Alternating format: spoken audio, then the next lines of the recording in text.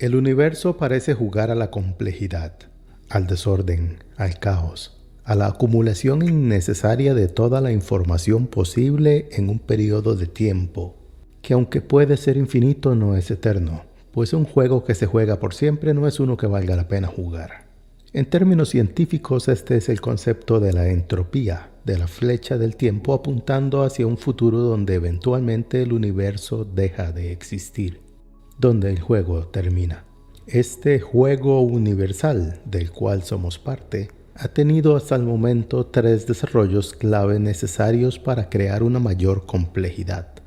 Cada uno de estos son en sí mismos los misterios más profundos que conocemos, o mejor dicho, desconocemos hasta el día de hoy. La primera parte del juego es el factor motriz inicial de todo lo consecuente. Es el paso de la nada hacia algo. La ciencia nos dice que hace unos 14.000 millones de años no existía nada. Eso ya de por sí es algo misterioso porque ¿cómo no puede existir ninguna cosa? Quizás porque la nada es un prerequisito para que exista algo.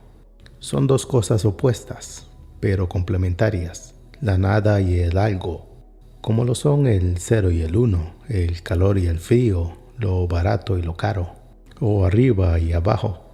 Por cuanto sin esta relación dependiente de una contraparte opuesta, no pueden existir ambas partes.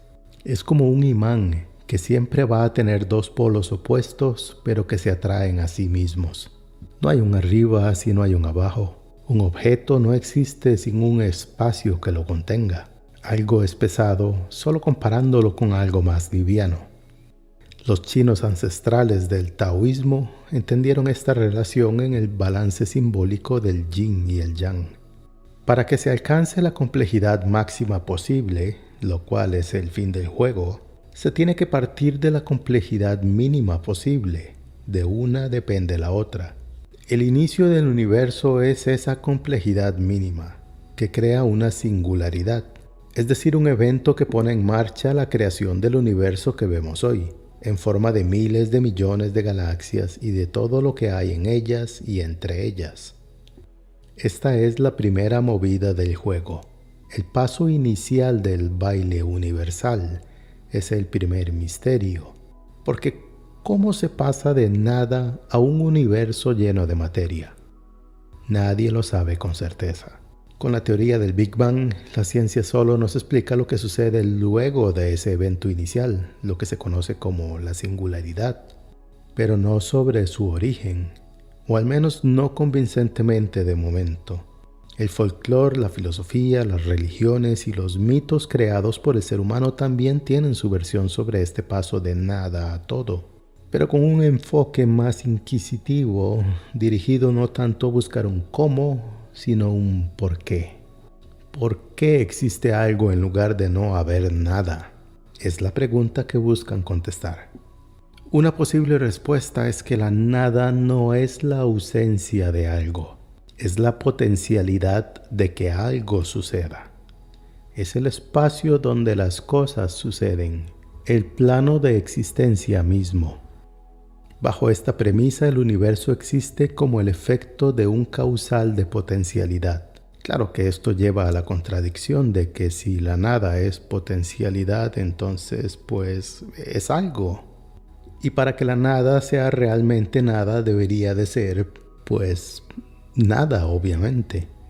Pero esta aparente contradicción debe también considerar que lo que consideramos que es el universo, es decir, la materia que constituye sus componentes en formas de galaxias, tampoco es lo que parece o lo que definimos como algo. Es decir, consideramos que la materia es algo físico, tangible, con propiedades cuantitativas definidas.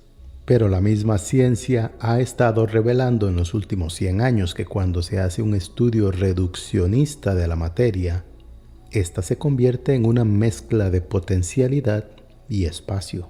De hecho, su naturaleza también es dual, porque una partícula puede ser una onda también. Estas son algunas de las interpretaciones de la mecánica cuántica, que dicho de paso, es preferible llamarla física cuántica o teoría de campo cuántico, porque no parece ser mecánica del todo, sino más probabilística. Además que el concepto de un universo mecánico es la visión de la época del Renacimiento, basado principalmente en álgebra y el comportamiento de objetos grandes en un ambiente predecible. Es el universo para el que aplica la física matemática que probablemente todavía se enseña en el colegio o la preparatoria. Para los efectos de este tema no es tan importante el hecho de que la materia sea últimamente potencialidad. Eso es tema aparte. Sino que consideremos que el universo surge de potencialidad. El por qué surge y el qué es esa potencialidad, ese es el misterio. Lo que trato de hacer es presentar el misterio en forma de un juego, de una tendencia hacia la complejidad, donde el primer movimiento del juego es este paso de no existencia a existencia, porque es obvio que para que haya complejidad, algo tiene que existir. Así que el primer paso es la creación de cosas que puedan seguir creando más y más complejidad. Gracias a los telescopios en Tierra y en órbita, podemos maravillarnos ante la enorme variedad de galaxias, tipos de estrellas, nebulosas, tipos de planetas, lunas, agujeros negros y todo lo que vemos ahí afuera. Y todos estos a su vez están compuestos por una gigantesca interacción de fuerzas, energías, átomos y compuestos químicos. El universo que observamos está hecho de una cantidad de partes, interacciones y objetos en una cantidad y variedad totalmente fuera de nuestro alcance conceptual. Es increíblemente complejo, y esto considerando que solo podemos ver una parte del universo, y que esa parte no la conocemos tan bien como quisiéramos tampoco. Pero esto es solo la primera movida del juego, el primer tiempo.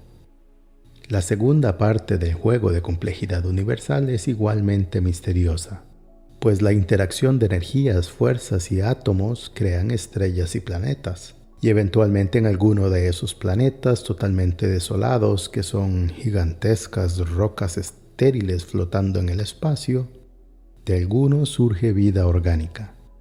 Y bien, de momento nos enfrentamos a dos preguntas claves. ¿Cómo es que de átomos surgen seres vivos? ¿Y por qué? ¿Qué necesidad hay de que existan seres vivos? Mi opinión es que esto se debe a que el universo está jugando a la complejidad. Claro que esto no resuelve este misterio, simplemente delinea una tendencia. Piénsalo de esta manera. En un universo lleno de galaxias, planetas, estrellas y todo lo demás que contiene, ¿qué otra cosa puede crear que le añada más complejidad? Pues que en esos planetas haya formas de vida con una tendencia a ser cada vez más y más complejas, y que éstas a su vez creen sistemas ecológicos interconectados. La vida existe porque es otro paso del juego. La prueba de esta complejidad está alrededor nuestro. Vivimos en medio de una enorme variedad de plantas, animales, insectos, hongos, virus y bacterias. Cada uno de estos seres vivos es ya de por sí complejo en su propio derecho. Están compuestos de células, ADN, órganos especializados, sistemas nerviosos y digestivos. Están adaptados a su ambiente y pasan creando constantemente nuevas especies y variaciones generación tras generación. Este es el juego de la vida. O mejor dicho, es un nivel que es parte de un juego mucho más grande. El juego de crear complejidad. No hay que olvidar que este es un juego de opuestos, de dualidad, en el sentido de que siempre necesita una contraparte, como una causa precede un efecto, o una no existencia a una existencia, la vida necesita de muerte, el yin necesita el yang, y es así que para que formas de vida más complejas puedan surgir, es necesario que las formas de vida que les preceden dejen de existir. Es el principio de la variedad, que por definición implica que no todo puede ser lo mismo siempre. Es una regla fundamental del juego. Es decir, que la variedad necesita del cambio. Nada vive para siempre, porque todo debe cambiar. Lo que conocemos como el tiempo es una manera de medir ese cambio. Hasta este punto el juego ha tenido dos movidas misteriosas. Primero pasa de potencialidad indescriptible, por llamarlo así, a materia, y luego pasa de esa materia inerte a una enorme variedad de seres vivos. En este punto algo más extraño sucede. El juego rompe con cualquier regla que lo limite a ser más complejo, así que permite que cualquier cosa que también suceda en la imaginación colabore a la complejidad. Es un paso de conveniencia porque le permite al juego utilizar lo que ya ha creado, es decir, a los seres vivos, como herramientas autónomas enormemente creativas. Así que la tercera movida es compartir sus ganas de creación, de jugar, de curiosidad, y para eso necesita compartir su conciencia misma, porque esta es necesaria para obtener intelecto, imaginación y la capacidad de interiorizar experiencias. Es así como aparecemos nosotros, los seres humanos, los Homo sapiens. Aparecemos en la cancha, en el tablero o lo que sea donde se está jugando el juego. Esta es nuestra parte. Es un misterio nuevo. La ciencia no ha podido formular cómo es que surgió nuestra conciencia, entendido aquí como el sentido de subjetividad, de saber que existimos, esta maravillosa propiedad de los seres humanos de poder agregarle valores a cosas que intrínsecamente no los tienen. Es decir, lo que nos permite crear una nueva dimensión de experiencias en el universo, donde hay sabores, sentimientos, personalidades, ideas, creatividad, imaginación. Todos sabemos que estamos conscientes, que somos alguien distinto a otros, pero no sabemos cómo es que todo eso sucede. Mi opinión aquí es que este tercer misterio yace precisamente en ese cómo. Bueno, y de momento tampoco sabemos qué es exactamente, pero quizás podamos especular en un por qué. Entonces, ¿por qué existimos como seres conscientes? ¿Para qué necesita el universo humanos? Pues para agregarle al juego seres vivos mentalmente complejos, cognitivamente variados, con intelectos que les permiten crear sociedades muy sofisticadas, culturas diversas, muchas religiones y que además sueñan, imaginan y pueden suspender la credibilidad de lo que entienden como real para entretener todo tipo de ideas de cómo puede ser el futuro o de qué pasaría si tuviésemos poderes especiales. Literalmente, la imaginación es el límite. El ser humano crea o descubre las matemáticas, la química, la lógica, y con todo esto inventa tecnología cada vez más complicada para manejar información que transforma en películas, libros, música, arte, dispositivos, aparatos para entretenimiento, medicina, redes sociales, inteligencia artificial. Hasta hemos mandado cosas al espacio exterior y a otros planetas, lunas y meteoritos. Realmente hemos alcanzado cosas enormemente complejas y maravillosas como especie en este sentido. Pero es importante no olvidar la relación de opuestos que existe en estos misterios. Los seres humanos somos personas conscientes, egos psicológicamente complicados. Pero para que esto sea posible, para que seamos el tipo de persona que somos, es porque también somos lo opuesto, es decir, también no lo somos. No somos un ego, no somos una personalidad consciente, no somos un yo. Somos y no somos. Esta es una idea filosófica del budismo que defiende que existe el ego, la persona que piensa, pero que esa persona, ese yo, cambia momento a momento. En un momento es una y luego es otra. Son dos verdades. Es la dualidad del ser humano. Esta es una regla del juego. El ser y el no ser. Es curioso además que nosotros hemos creado Internet y todos los aparatos que tengan un chip electrónico y consecuentemente todos los servicios y comodidades que estos generan, incluyendo el hecho de que puedas escuchar este audio en cualquier lugar del mundo. Y que todo esto es procesamiento de información que provienen de datos que a su vez provienen últimamente de la manipulación de un 0 o un 1. Es decir, que lo más complicado que creamos es dual también. Y así finalmente llegamos a donde estamos hoy en día. Mira alrededor. Las ciudades son increíblemente complejas. Hay todo tipo de aparatos y dispositivos. Hemos inventado desde agujas para coser ropa hasta robots que están en otros planetas. Nuestras culturas están llenas de historias, de normas, de códigos de vida. La mente del ser humano es, y me atrevo a decirlo de esta manera porque no hay evidencia de lo contrario, La mente humana es lo más complejo que existe en el universo. Pero no solo esto, sino que además tiene la capacidad de crear otro tipo de cosas físicas e imaginarias. De nuevo, la dualidad. Somos increíblemente creativos, tanto así que hasta en sueños se nos ocurren cosas que no pensamos voluntariamente. Parece incluso que colectivamente vamos a crear formas inteligentes sintéticas como robots con inteligencia artificial, que tendrían el potencial de poder crear a su vez otras formas inteligentes distintas con el pasar del tiempo. Es decir, somos los seres humanos creando cosas complejas que hacen otras cosas más complejas. Es así como contribuimos enormemente, quizás sin saberlo, a la entropía del juego de la complejidad universal. Somos un tipo de pieza que utiliza el juego. Esto es todo lo que sabemos sobre este juego universal. Estamos esperando la siguiente movida. No sabemos cuándo, ni cómo, ni qué sigue. Yo no puedo más que preguntarme cuál es el siguiente nivel de este juego. Y creo que hay otro nivel, porque si no el juego ya hubiese terminado y el universo no estaría aquí. Entonces, ¿qué más puede ser permitido en el universo para que pueda existir aún más complejidad de la que vemos hoy en día? ¿Hay algo más allá de la materia, las galaxias, los seres vivos, los seres conscientes, la conciencia, la imaginación y la tecnología? La ciencia especula, o bueno, presenta hipótesis, es quizás más correcto que decir que especula, pero bueno.